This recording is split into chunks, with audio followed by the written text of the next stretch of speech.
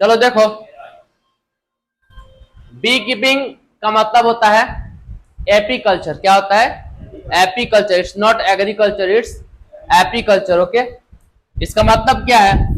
Maintenance of hives of honeybees for the production of honey is termed as beekeeping और apiculture। ठीक, हनी बीज के, मधुमक्खी के हनी बीज के हाइव्स को, जो उसका वो छत्ता होता है, ठीक, उसके हाइव्स को मेंटेनेंस करना, उसको अच्छे से मेंटेन करके रखना। अब मेंटेन कैसे करेंगे आगे पढ़ेंगे। अच्छे से उसको मेंटेन करके रखना, अच्छे इन्वायरमेंट में रखना। तो और किस चीज के लिए उसको मेंटेन कर रहे हैं? तो इंसान बिना फायदा कुछ नहीं करता है, तो किस चीज के लिए? उससे हनी निकालने के लिए। ठीक, उसी को क्या बोलते हैं? एपीकल्चर या बी कीपिंग। ठीक, मतलब बी को कीप करके रखना और उससे हनी निकालना और उसका यूज करना अपने डेली लाइफ में, या उससे प्रोडक्ट बनाना। नेक्स्ट क्या है? Beekeeping is practice in any area where there is a availability of sufficient bee pastures of some wild shrubs, fruit orchards and cultivated crops।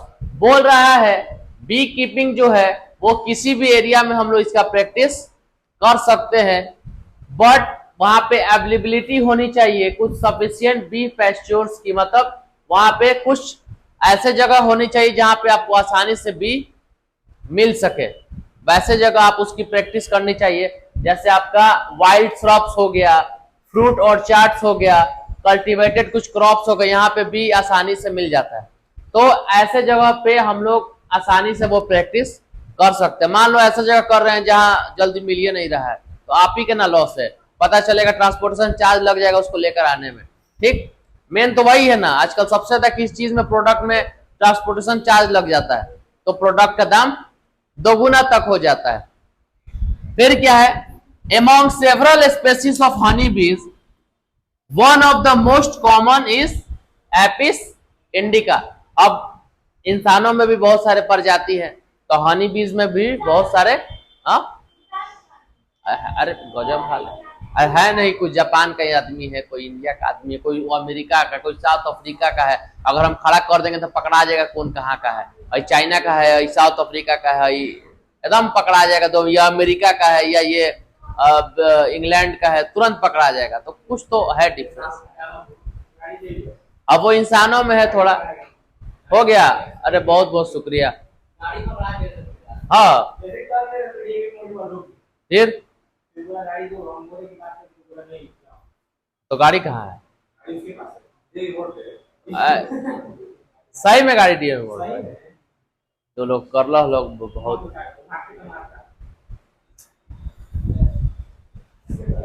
चलिए यहाँ देखिए, यहाँ देखिए, अब उसका पैसा वैसा लगेगा और क्या। तो तुम लोग छोड़ के आए, कॉल नहीं करना चाहिए था या? हई तो सबसे बड़का हुनार बड़न साथे कोई लोग। खैर चलो, छूट जाएगा, यहाँ ध्यान दो। तो नेक्स्ट क्या है? among several species of honey bees one of the most common is apis indica। ठीक, बोल रहा है कि हनी बी के सेवरल स्पेसीज में जो सबसे कॉमन होता है वो कौन है? एपिस इंडिका है। ठीक, अब देखो नेक्स्ट क्या है। आए चलो अब ध्यान दो। एक सक्सेसफुल बी कीपिंग रिक्वायर बोल रहा है, अगर आपको बी कीपिंग करना है, एपीकल्चर करना है, तो क्या क्या चीज की जरूरत हो सकती है आपको। ठीक, तो सबसे पहले knowledge of the nature and habits of bee. अब भाई जिसका वर्क करना है, जिस चीज के लिए कोई वर्क करना है आपको, सबसे पहले उसके बारे में पढ़ना जरूरी है, उसके बारे में समझना जरूरी है। तो अगर बी कीपिंग भी पढ़ना है तो सबसे पहले आपको अब बी को रखना है, मधुमक्खी को रखना है, उसके हाइव्स को मेंटेन करना है, तो आपको पहले उसके बारे में नॉलेज रखना पड़ेगा कि कैसे कंडीशन में उसको रखना है, किस हिसाब से रखना है कि हमको ज्यादा हनी मिलेगा, ये सब चीज। ठीक, नेक्स्ट क्या है? Selection of a suitable location for keeping of the bee hives. अब ऐसा जगह बी हाइव्स नहीं हम लगवा दें जहां पे कोई बच्चा है या कोई भी जानवर है उसको तोड़ दे, थोड़ा ऊंचे जगह पे रखना चाहिए। मतलब अपने हिसाब से वैसा प्लेस चूज कर ले जहां पे बी हाइव्स उसका उसका जो भी है बी हाइव से मधुमक्खी का जो भी छत्ता है वो हम लोग को रखना है, ठीक। कैचिंग एंड हाइविंग ऑफ स्वॉर्म्स या ग्रुप ऑफ बीज, आपको जो भी बीज का ग्रुप है उसको आराम से कैच करना और उसको वहां पे ले जाना आना चाहिए, ठीक है। नेक्स्ट क्या है, management of a bee hives during different season, हर एक सीजन में आपको बी हाइव्स को मैनेजमेंट करने आना चाहिए। ठंडे के दिन में उसको कैसे रखना है, गर्मी के दिन में कैसे रखना है, बरसात के दिन में कैसे रखना है। Handling and collection of honey and B wax, आप लोग को जो भी उससे हनी क्या निकलता है, जो भी एपीकल्चर करते हैं उससे दो चीज मिलता है, हनी भी मिलता है और एक बी वैक्स भी मिलता है जो चिकना चिकना होता है, दो चीजें मिलती है। तो दोनों को आप लोग को अच्छे से उसको कलेक्ट करना और अच्छे से उसको रखना आप लोग को आना चाहिए। ऐसा नहीं कि ऐसे कलेक्ट कर रहे हैं कि वो सारा कॉन्टामिनेटेड कर दे रहे हैं, खराब कर दे रहे हैं, ठीक, या उसमें इंफेक्शन हो जा रहा है। अब बोल रहा है कि इकोलॉजिकल इंपॉर्टेंस ऑफ बीज, हमारे इस सोसाइटी में, हमारे इस इन्वायरमेंट में बी का क्या इकोलॉजिकल इंपॉर्टेंस है। बोल रहा है जो बी होता है वो पॉलिनेटर की तरह काम करता है। पॉलिनेटर का मतलब समझते हो, ठीक। पॉलिनेशन का मतलब क्या समझते हैं हम लोग, पॉलिनेशन का मतलब क्या होता है, पॉलिनेशन का मतलब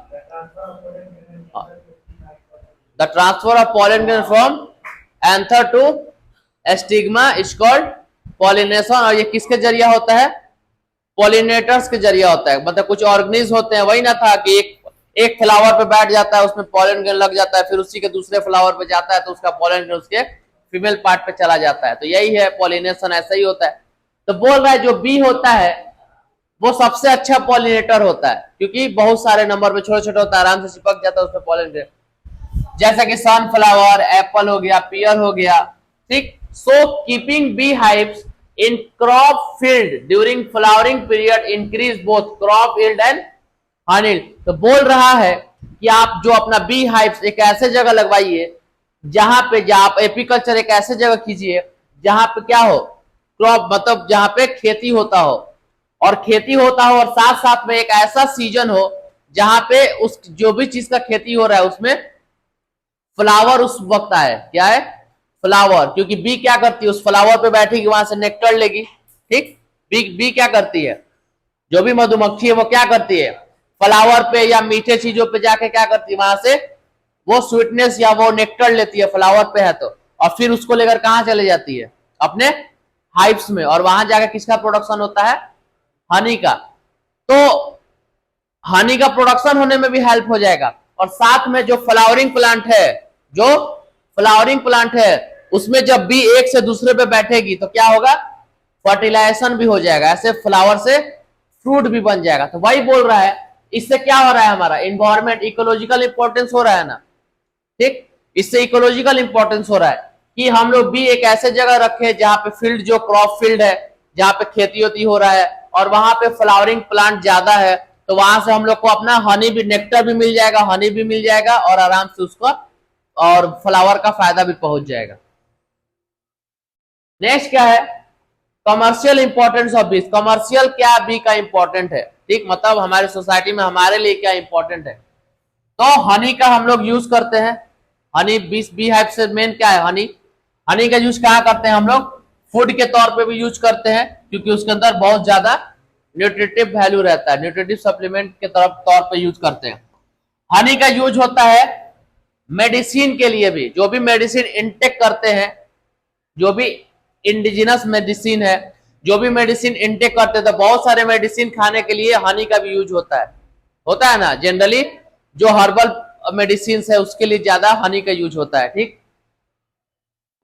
देखना तुम लोग, पहले के लोग, या अभी भी एक पाउडर की तरह होता है, उसको मध में ऐसे मिला के लोग चाटता है, ठीक, दवा को, मेडिसिन को, उससे खांसी वांसी भी दूर होता है। ऐसा बहुत सारा दवा है, सिर्फ खांसी का ही नहीं, ठीक। तो वहां भी हनी का यूज होता है। नेक्स्ट क्या मिलता है बी हाइव से हम लोग को, बी वैक्स। क्या मिलता है, बी वैक्स। क्या मिलता है, बी वैक्स, वो चिकना बी वैक्स होता है, प्रोड्यूस बाय हनी बी। ये भी हनी बी ही प्रोड्यूस करती है बी हाइव्स में।